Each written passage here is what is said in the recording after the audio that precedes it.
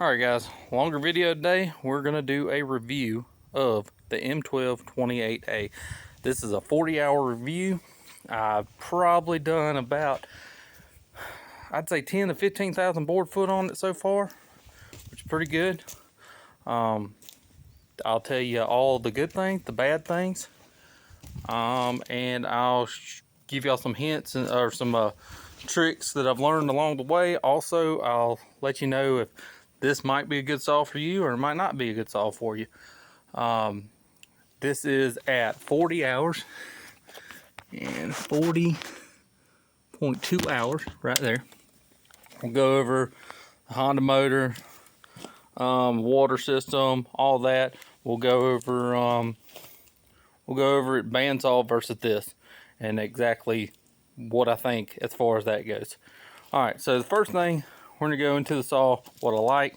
Also, by the way, I am not getting paid for this. I paid $30,000 for the saw out of my money. And I'll go ahead and tell you, I like the saw. I like it better than bandsaw for what I do. Anywho, so let's start out with the function of it. We'll go ahead and we'll just run it up and down one time. You won't be able to hear me, but we'll crank it up, run it back and forth so you can get an idea how the cutting is, how it works.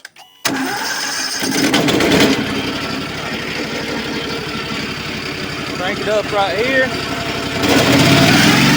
Throttle.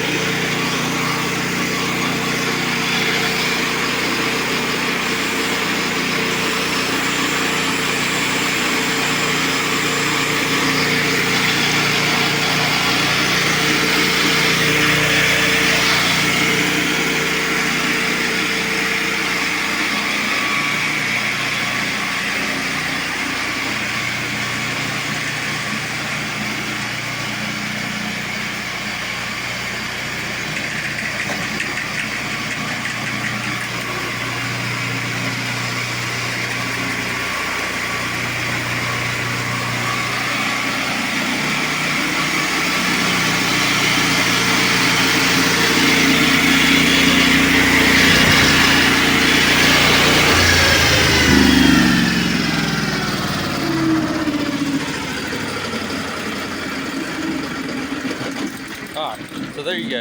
You see how it goes back and forth. You come to this end, you can move the stopper right here to right here. Like if you're doing 12-foot boards, you can do them right here. It hits a plunger, and I hope you've seen it. The blade goes from horizontal to vertical when it hits that plunger right there. Okay, that's basically how it works. This right here will pull the boards back. I found that if you're doing 1-inch boards, usually they fall. That's my luck with it so far. But if you're doing 1.5 or 2s or bigger, you can use this pullback function.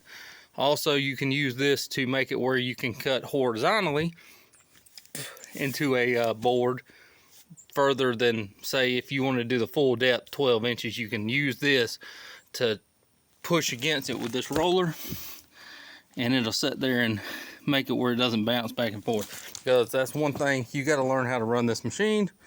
It will flex back and forth this way if you take too big a cut. Anyway, all right, so that being said, we know how it works. All right, that's cool. I'm gonna go into the sharpening of this mill, exactly how you sharpen it and what that looks like compared to a to cost and what it compares to a bandsaw speed as far as that goes. Okay. All right, so that drill right there, you go up and down with that drill, right? They were pretty smart, and they made, I'm gonna put this chair right here so I can show y'all. When you're sharpening it, the machine comes with this. All right, this is a simple tool. Your drill goes right here on that shaft, and let's see if I can, ooh, I lost the nut. Anyway, you put it in just like this. You see there's a hole right here. Hole. Sometimes you gotta push some of it out, but there's a hole right there, alignment hole. You put this in, and you put that in all the way. I'm not gonna put it in all the way, but right there, and basically it keeps the perfect angle, and you sharpen your blades. Now you're supposed to do this about every 400 board foot. I've gone longer, I've gone shorter. You start getting a little tear out if you go past the 400 mark, I've felt. And then certain hardwoods are really hard, and I found that you maybe every 300 board foot you want to do this. Now, as far as how long this takes, it's about the same as going to get a band and putting a band on. I can do it probably 10 minutes if I'm just taking my time, sharpen all of them. There's only 5 of them, so you sharpen them. I've sharpened these. These have done majority of all my cutting. I know that I've done at least 8,000 board foot out of these right here. Now that 8,000 board foot is 10 by 10s, 8 by 8s, 6 by 6s, and 1 by 12s. So, you know, I mean, not a whole lot of cutting, but still, that's lasting longer than any band. That's these teeth right here. Instead of these teeth, I'm pretty sure it's like $55, $60 shipped. And if you've sharpened bandsaw blades, you know for a fact that there's no bandsaw that you're going to get that much cutting out of. No blade that you're going to get that much cutting out of. Anyway, so as far as that goes, it is phenomenal, okay? So I'm going to take this off, and I'm going to show you the other part. When you do have to change, so I've hit some big nails. The first one I did, I hit some, it had to be bigger than a 16 penny nail. I got them from a church, and I swear it looked like they were driving freaking railroad ties into it. Nails for railroad. Anyway, it was bad, and it took out all of them. And that brings me to this. It comes with this tool right here. Okay, see if you can see it. And what it does is it fits in the same little slot. I don't have a screw with me, but you put it right there like that, and it pops it out. And there's actually 2 pieces in here. This is the little backing piece, and then this is the part you change. Okay, so you got to actually take there's a little screw right here that you take out, and then you push it out. They can be a booger to get out, but get them out, put in the new ones. That does take about 30 minutes. I don't know, probably less than that. Depends on how stuck they are in there.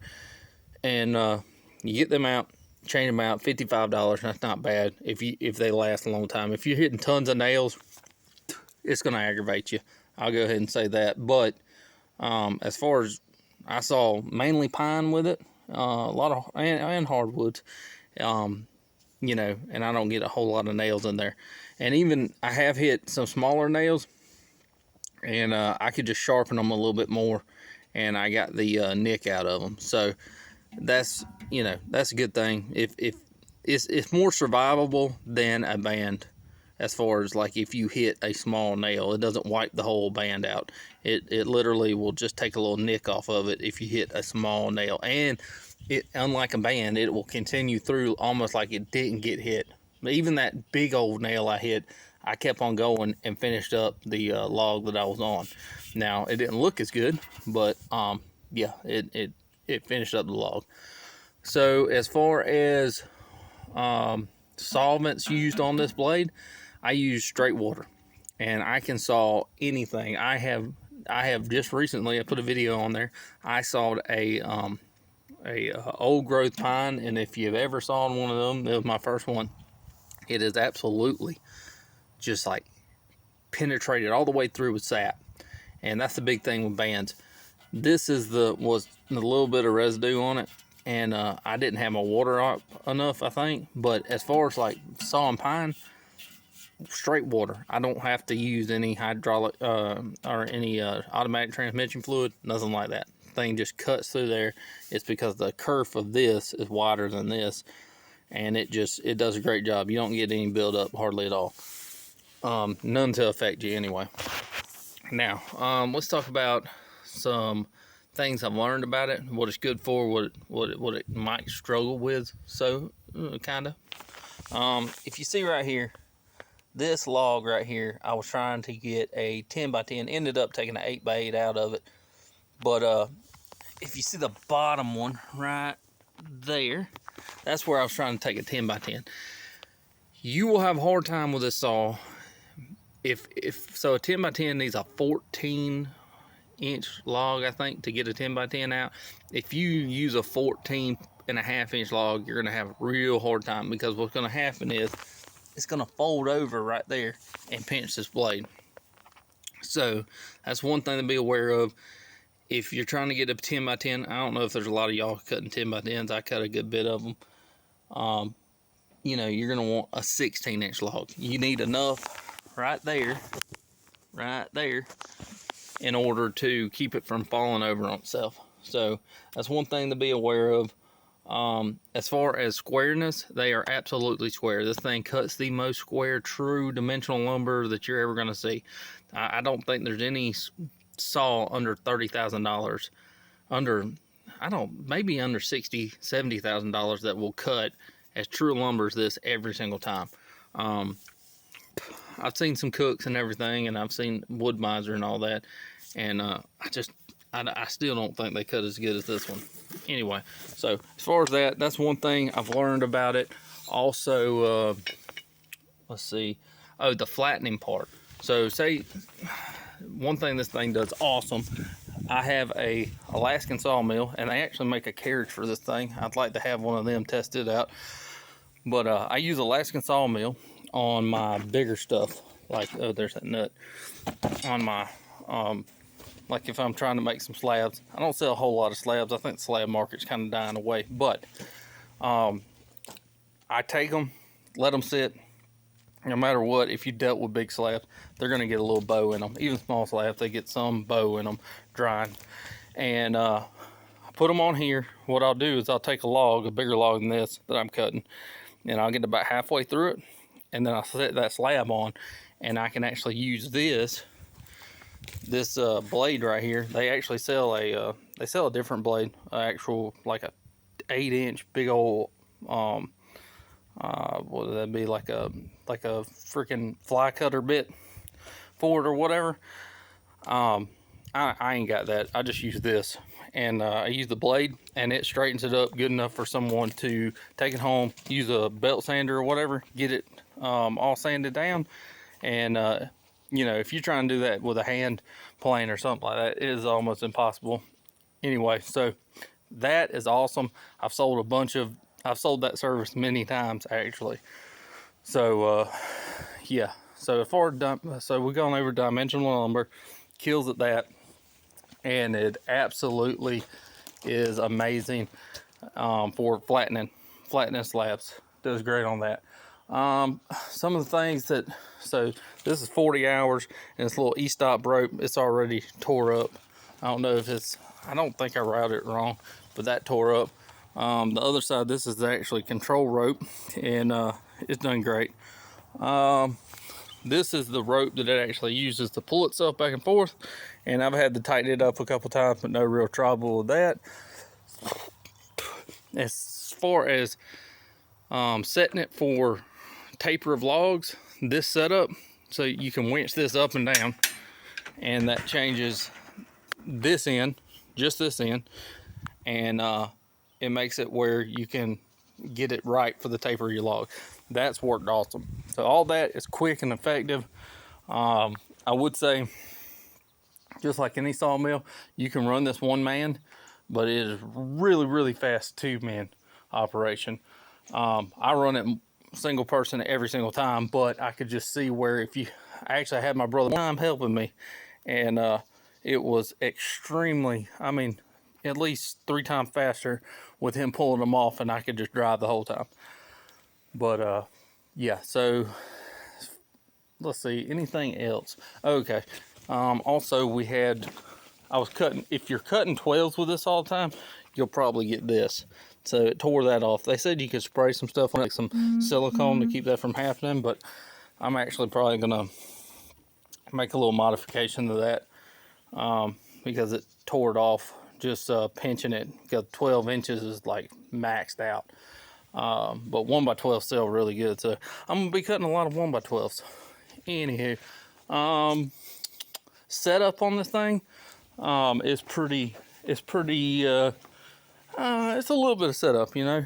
You gotta read the instructions and watch the video, and you gotta set this this way, and you got to set it this way. And then the same thing with vertical, you got to set this way, the blade, and this way on the blade. Once you get all that though, I think I did that in the first 7 hours of running. So really it's like 33 hours of running got me the 10 to 15,000 board foot. I don't keep up with how many board foot I've put out, but it's in the 10 to 15. But anyway, this thing setup, it's a little involved. If you've never done anything mechanical, you're probably going to take you 14 hours to set it up. But once you're done with that, it hauls butt. I mean, it absolutely hauls butt. I had a bandsaw, and the difference with it was you get it set up pretty quick. You know, it's pretty quick to set up. But I always had to mess with it. In the last 33 hours, I've hardly messed with this at all.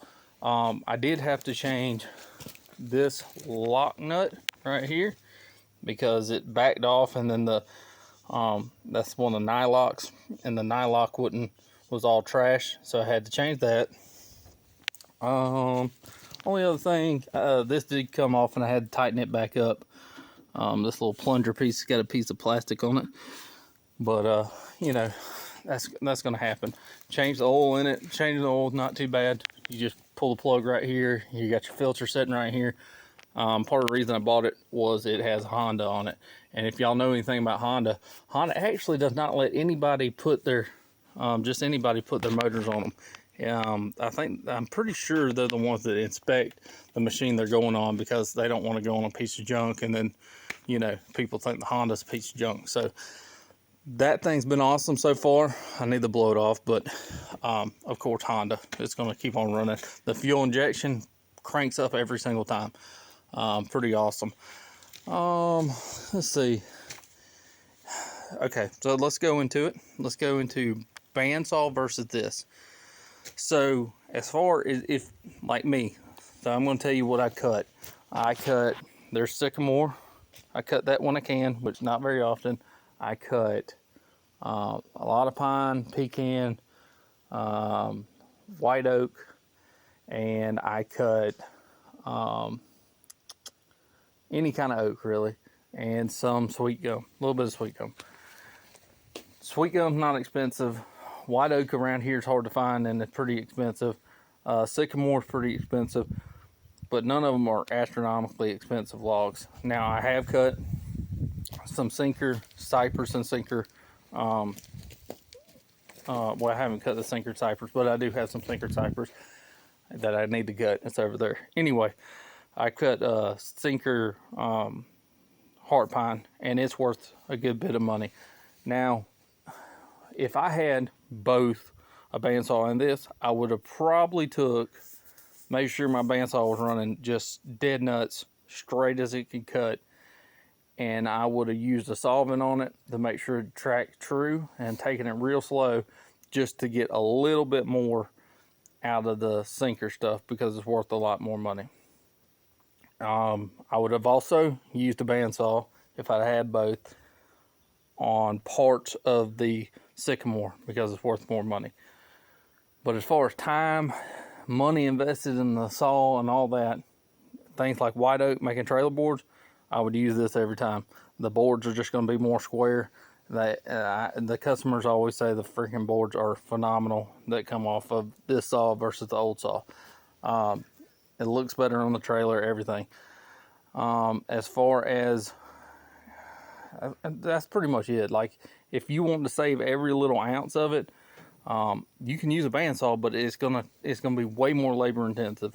If you got a hydraulic mill, it will be still more labor intensive unless you have a edger. So, and you're still gonna have to rework the stuff.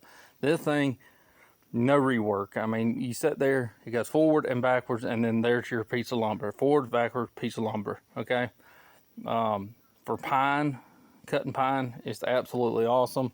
Not only that, if you're down in the South, you got people that want circle sawed lumber. That's a big thing people are overlooking. If you're trying to restore something old, this is what you're gonna look for. See that right there? I mean, otherwise they're just gonna run it through a planer. But this stuff will go straight up after drying. You can put it straight up, and it is the replica of what they used to put in an old house. Okay, so and that sells a lot. So that's something to consider. And then, you know, on pine, I think as far as like if I cut a 1-inch and then I cut one with a bandsaw, I'd say 90% of the time this thing's gonna need less passes through the planer to get straight again than the bandsaw, because even with the bandsaw set up almost perfect, you're getting just a little bit of freaking wobble with that blade going down there on pine. Now oak, I could pretty much cut straight. Sycamore's easy to cut on a bandsaw, but I've always had trouble with the sap inside of there getting on the blade. So I think for repeat cuts and good dimensional lumber, I really think that the circle saw swing blade, it's got absolutely, it's way better than the bandsaw. As far as, and then that's another thing, when the bandsaw, you got to flip it on the deck, and every time you flip it, there's a possibility, if you didn't notice, there might be a piece on the deck that gets it at an angle, and that's why this right here is superior, because the log never moves. Only thing that moves is the blade, so that stays still, and it's going to cut as square as you have this set. So that's why I think this is superior as far as dimensional lumber. And also one other thing, if you don't have a big tractor, you could put some ramps or whatever and just kind of push a big log up here, whereas bandsaw, you can't do that. I mean, I guess you can make some real long ramps, but anyway, still a pain in the butt. Easier to get logs up under this one. You could actually move this one over the log if you had a humongous log. And that's another thing, this thing can cut any size log that fits lengthwise. So you can jack it up on the end. You could cut a 20-foot diameter log that was, as long as it was less than 20 foot long with this thing, because you just jack it up further with the feet. You'd have to build something for it to go up with, but you could cut any size log with this thing. So that's another positive about it. Would I buy this again if I had the money in my pocket now looking at it? Absolutely. There's just nothing in the same ballpark at this amount of money. I've talked to the people, customer service was great. I put a video out one time, and it was something to do with live oak, and it didn't like cutting it. He called me.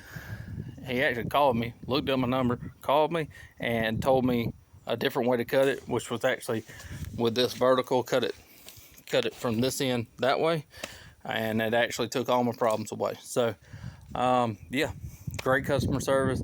Their stuff is in New Zealand, but it really, when I order stuff, I get it in like 3 days. So that's not a problem either. Anything else? I think that's pretty much it, guys. This is if you got a setup and you're trying to, and you're just a one-man band, or maybe even, you know, you got a couple people and you want to cut your own lumber, definitely look into these guys, because I think I've been extremely happy. I'm not usually really happy with my investments, you know. I kind of always see a problem in them, but at this point, 40 hours in, this, as far as I'm concerned, it's a superior way to cut lumber. And if you got any questions, put them in the comments below. I appreciate y'all watching, and see y'all next time.